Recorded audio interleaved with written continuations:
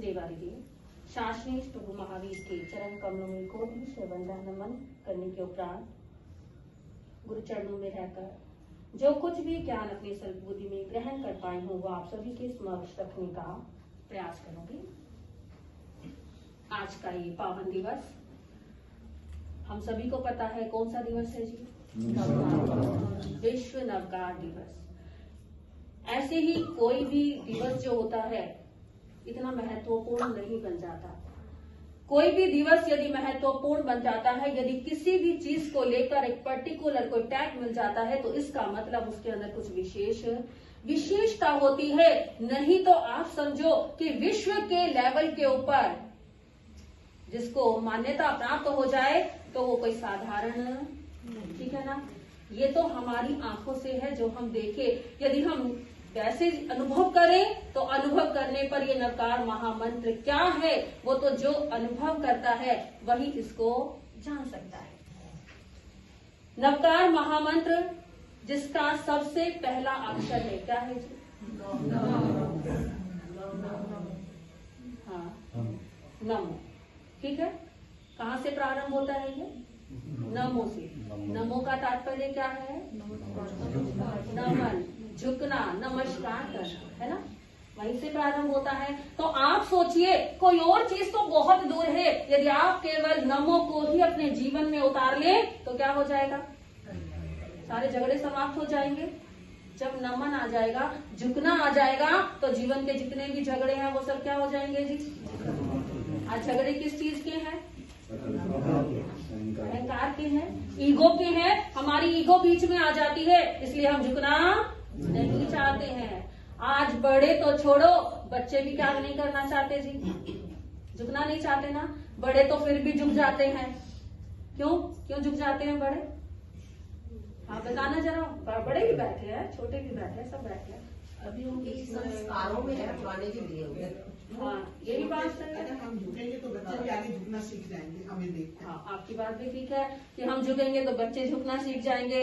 या हमें बड़ों से ऐसे संस्कार प्राप्त हैं कि हम क्या करते हैं, क्योंकि जब तक वो संस्कार जीवन में नहीं होगा ना तब तक झुक नहीं सकते।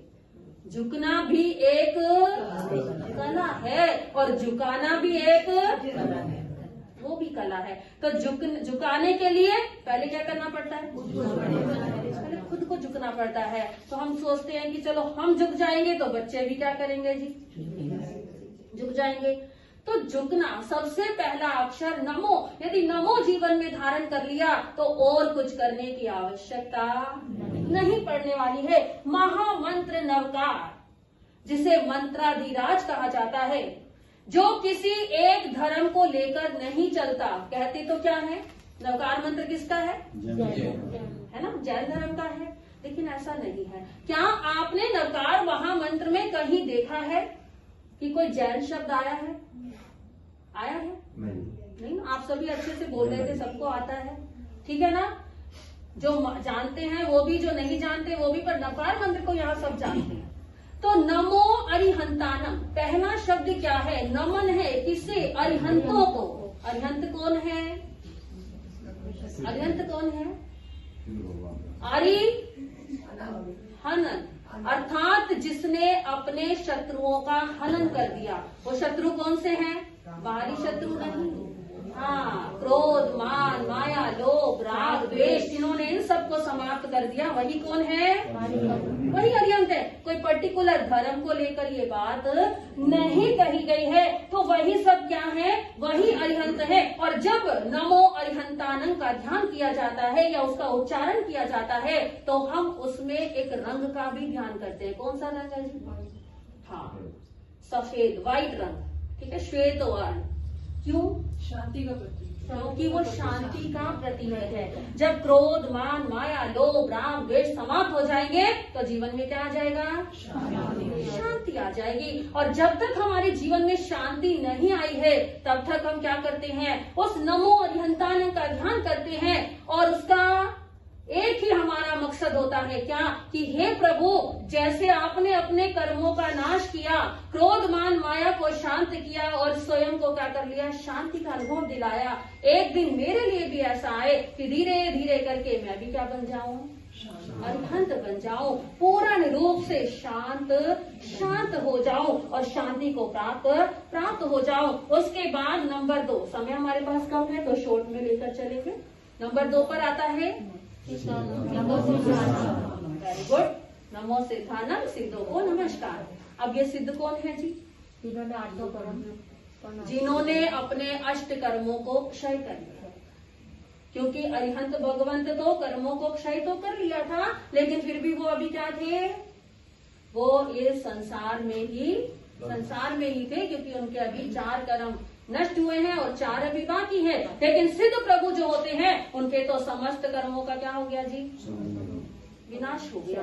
उनका कोई कर्म शेष नहीं रहा। वो सिद्ध बुद्ध मुक्त हो गए। उनको किसी भी प्रकार का कोई भी कर्म उनके साथ अब लगा हुआ नहीं है। तो वो कौन है? वो है सिद्ध भगवान। आपने देखा ना कहीं अरिहंतों में ना कहीं सिद्धों में कहीं आया किसी का नाम?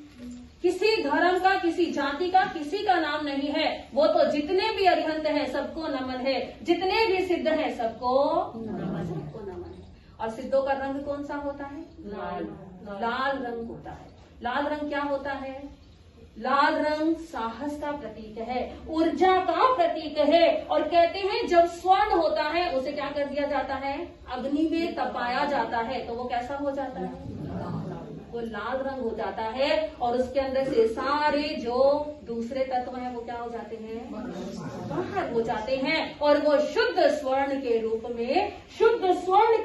में बाहर आ जाता है। इसी प्रकार जो सिद्ध भगवान होते हैं उनके जीवन के जितने भी दोष हैं, वो जितने भी कर्म है, वो सब क्या हो जाते हैं? समाप्त हो जाते हैं, नष्ट हो जाते हैं। और वो जो सिद्ध भगवंत हैं उनका ध्यान करते हुए हम यही भावना भाते हैं कि हे प्रभु, एक समय ऐसा आए कि हम अरिहंत बने और अरिहंत से हम सिद्ध श्रेणी में पहुंच जाए। अब यहाँ पर एक आश्चर्यजनक बात है। अरिहंत और सिद्ध आपने अभी तक सुना तो आपको ऐसा महसूस हुआ होगा, आपको पता चला होगा कि सिद्ध बड़े हैं या अरिहंत?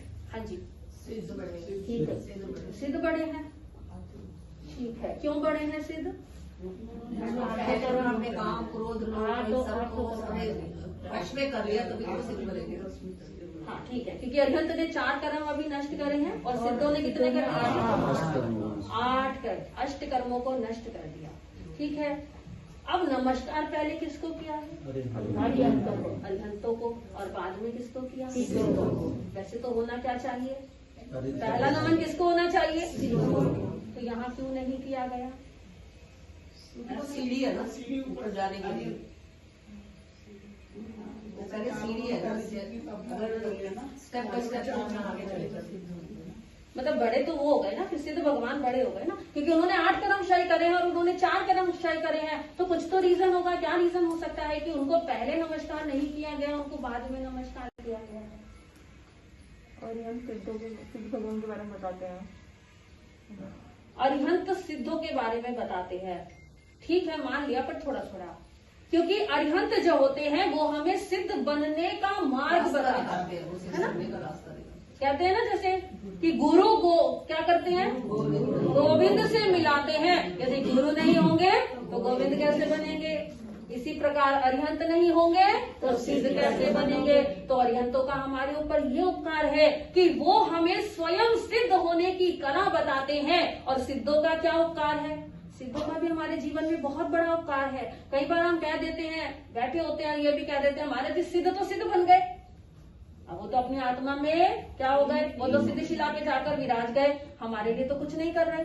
जो किया अपनी आत्मा के लिए किया, तो फिर उनका हमारे ऊपर क्या उपकार है? क्या उपकार है जी? नहीं, सिद्धों का उपकार क्या है कि जब वो सिद्ध बनते हैं, जितने जीव इस संसार से सिद्ध होते हैं, मोक्ष गति को प्राप्त करते हैं, उतने ही जीव निगोद से निकलकर सिद्ध बनने के लिए आ जाते हैं कि उनको एक योग्यता प्राप्त हो जाती है कि वो भी सिद्ध बन सकते हैं। निगोद के अंदर अनंत अनंत जीव पड़ा हुआ है, लेकिन जब वो एक एक जीव सिद्ध होता है, उसकी जगह निगोद से निकलकर एक जीव संसार में आ जाता है, जिससे कि वो भी सिद्धत्व को प्राप्त हो सके। और जब तक वो निगोद में पड़ा है ना, तब तक तो पता ही नहीं कि उसका कब नंबर आएगा और कब वो सिद्धत्व को प्राप्त होगा। तो इसीलिए सिद्धों का ये उपकार हमारे ऊपर रहता है। जब वो सिद्ध बन जाते हैं, कोई सिद्ध बना होगा तो हम इस संसार में सिद्धत्व को प्राप्त करने के लिए आए होंगे। यात्रा बहुत लंबी है, लेकिन जब तक आप पेपर दे रहे हैं और पेपर देके पास होने के लिए पहले क्या करना पड़ेगा? कक्षा में तो आना पड़ेगा ना। जब तक क्लास में नहीं आएंगे तो फिर हम फेल पास तो पेपर देना ही तो बहुत दूर की बात है। तो सिद्धों का ये उपकार है। एक समय में एक से अधिक 108 सिद्ध हो सकते हैं एक ही समय में। और कहते हैं हर 6 महीने बाद कम से कम एक आत्मा तो जरूर सिद्ध होती है। और 6 महीने बाद एक आत्मा जरूर कहाँ से आ जाती है? निगोद से निकल कर आती है। तो ये सिद्धों का प्रभाव होता है। उसके बाद है नमो आर्यानंद। अब वो नमो आर्यानंद अर्थात आचार्यों को नमस्कार हो। आचार्य कौन होते हैं? जो संघ को चलाते हैं, स्वयं अपने संयम का पालन करते हैं और औरों को संयम पालन करने का मार्ग बताते हैं। कहते हैं आचार्यों का जो रंग है वो कौन सा है जी? आचार्यों का रंग पीला रंग है। पीला रंग आचार्यों का वो क्या बताता है? दीपक की लो कैसी होती है? दीपक की लो कैसी रंग की होती है? येलो कलर की होती है। और वो जो येलो कलर की लो है वो क्या करती है? हमारे लिए क्या काम आती है? वो क्यों चलाते हैं दीपक? रोशनी के लिए, ताकि हम मार्ग देख सके।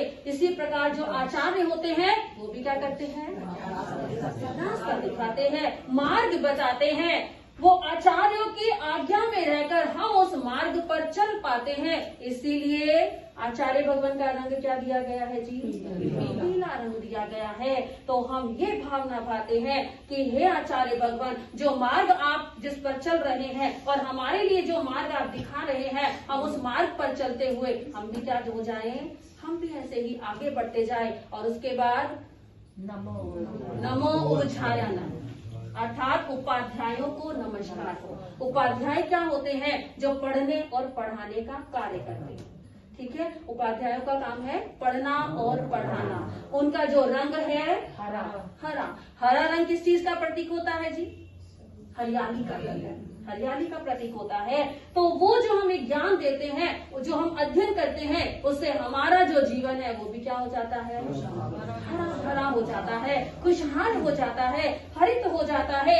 क्या, कब, कैसे करना है, इन सब की जानकारी हमें ज्ञान के प्राप्त होने पर ही हो पाती है। और उसके बाद अगला रंग आता है नमो लोय सव सावनंग पद, और उसका रंग है काला या नीला। कहीं काला बोलते हैं, कहीं नीला बोलते हैं, दोनों ही कलर चलते हैं। तो नमो लोय सव सावनंग अर्थात लोक में जितने भी साधु हैं सबको क्या है जी? सबको हमारा नमस्कार है। और वो साधु क्या है? कहते हैं नीले और काले रंग के जो कपड़े हैं ना, जब सेना की बात करें तो कौन पहनता है जी? सैनिक पहनते हैं, है ना? सैनिक पहनते हैं ना। और सैनिक क्या करते हैं? रक्षा करते हैं, लड़ने जाते हैं और उस अपनी विजय प्राप्त करवाते हैं। तो वो सैनिक जो है जीवन में पुरुषार्थ करते हैं। वो पुरुषार्थ ना करें तो हमारा जीवन सुरक्षित नहीं हो सकता। तो इसी तरह नमो लोय सव साहुनंग का रंग जो काला या नीला बताता है, वो क्या कहता है कि हे भव्य प्राणियों, जीवन के अंदर पुरुषार्थ करो। पुरुषार्थ करोगे तो एक दिन मोक्ष की प्राप्ति भी हो जाएगी। तो ये 5 जो नवकार महामंत्र के पद हैं, है ना, कितनी विशेषता लिए हुए हैं, हमें देखने में नहीं पता चलता। हम नहीं जान पाते कि एक एक अगर आप डीपली पढ़ने चलो तो बहुत कुछ है। ये तो अभी हमने क्या किया? संक्षेप में केवल ऊपर से पढ़ने का प्रयास किया है। इस नवकार महामंत्र को यदि आप श्रद्धा से जप लो तो क्या हो जाता है? श्रद्धा से जपा था मैना सुंदरी ने और अपने कुष्ठ से पीड़ित पति को कुष्ठ से निवारित कर दिया था, उसका रोग का निवारण हो गया था। सोमा सती ने इस महामंत्र नवकार का जाप करा था और क्या बना दिया था जी? सोमा सती ने क्या बनाया था?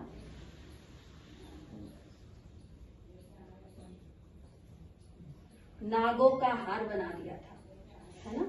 सोमा सती ने नाग का हार बना दिया था केवल इस मंत्र के प्रभाव से। सुभद्रा सती जिन्होंने चंपा के द्वार खोल दिए थे, आप आज भी यदि जाकर देखें तो उस चंपा नगरी का एक द्वार आज भी बंद है, क्योंकि उसके शील पर आंच आई और उस समय देव भविष्यवाणी हुई और उसके अंदर कुएं से छलनी से उन्होंने पानी निकाला और पानी निकालकर जब छिड़काव किया तो वो द्वार खुल गए। लेकिन एक द्वार आज भी बंद है, क्योंकि उस जैसी सन्नारी आज तक इस संसार में पैदा ही नहीं हुई जो उस द्वार को खोल सके, कुएं से छलनी से पानी निकाले और उस द्वार पर चढ़ सके। तो ये शक्ति है इस नवकार महामंत्र की।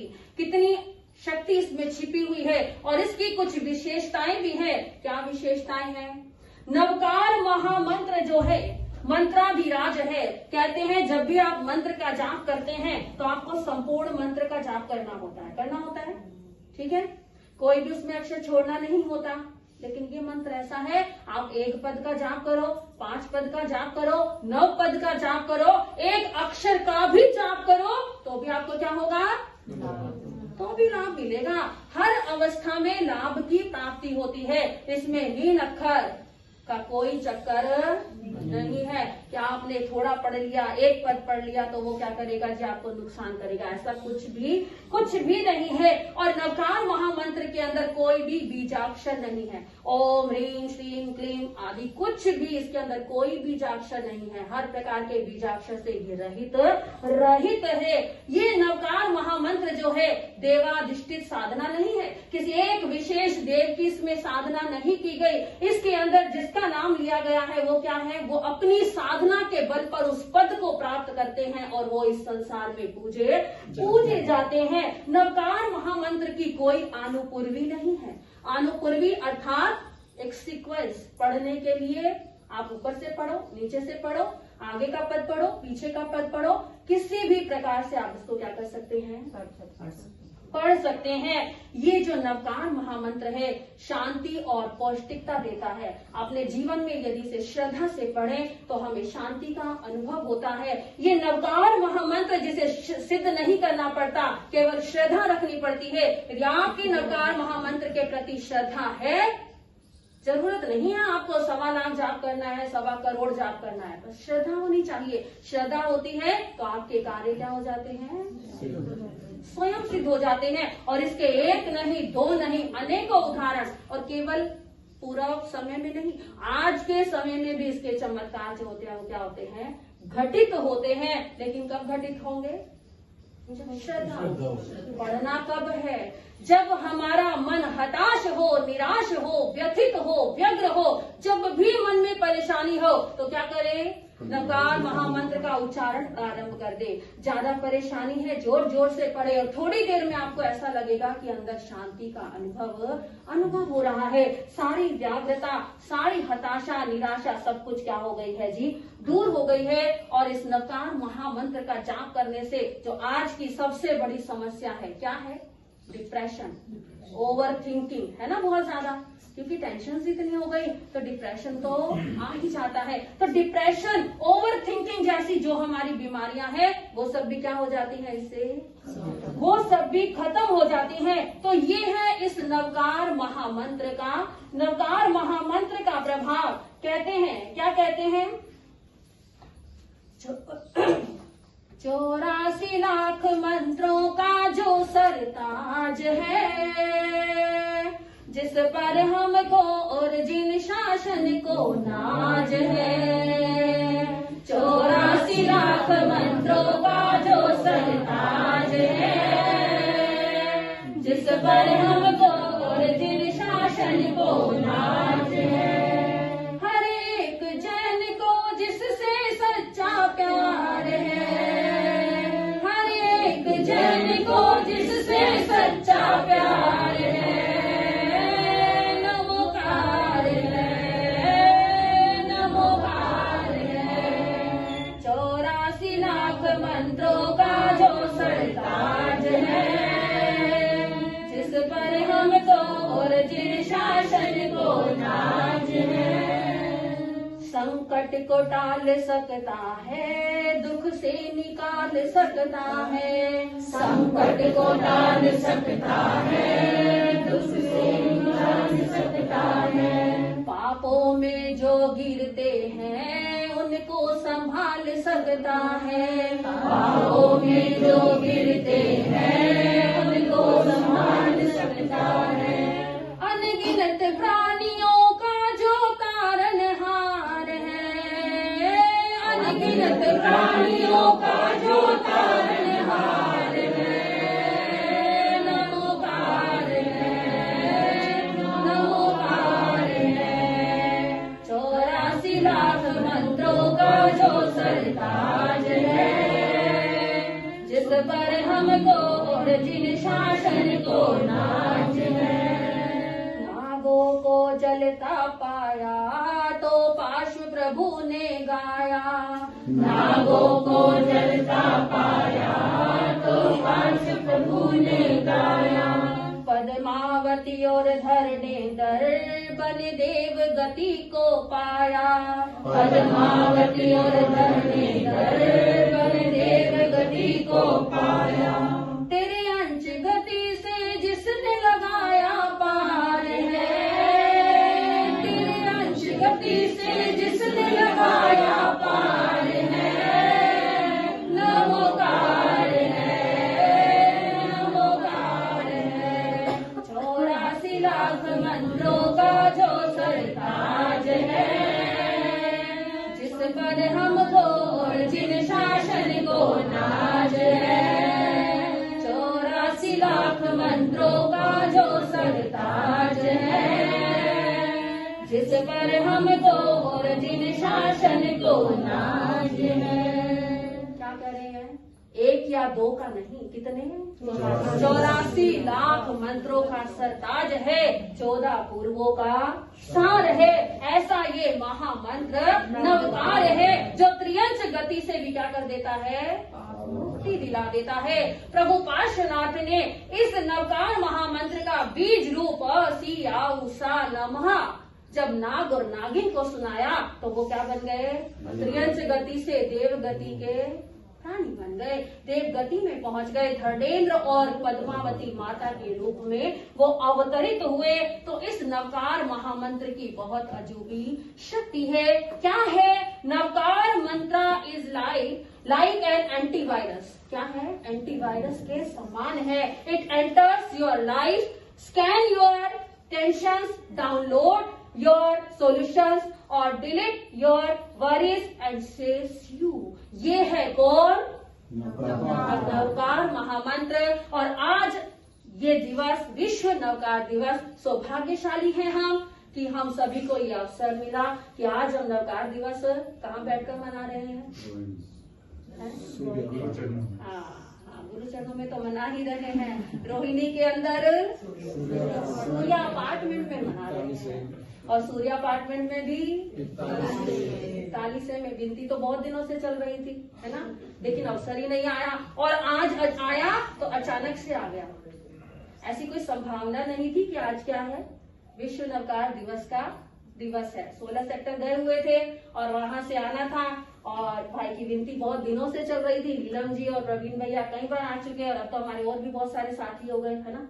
आना जाना हमारा भी लगा रहता है और सभी महाराज जी आना कभी अवसर देना। और आज देखो अवसर बना तो अचानक से बन गया। तो ये विश्व नवकार दिवस और सभी जो भी चाहे मंत्र का क्या कर सकते हैं जी? जाप कर सकते हैं और अपने जीवन में आने वाली सारी परेशानियों को दूर कर सकते हैं। तो आज समय थोड़ा हो गया है और अब हमारे जिनको भी प्रवीण भैया देख लो, संभाल लो जी आप, ठीक है। ओम शांति।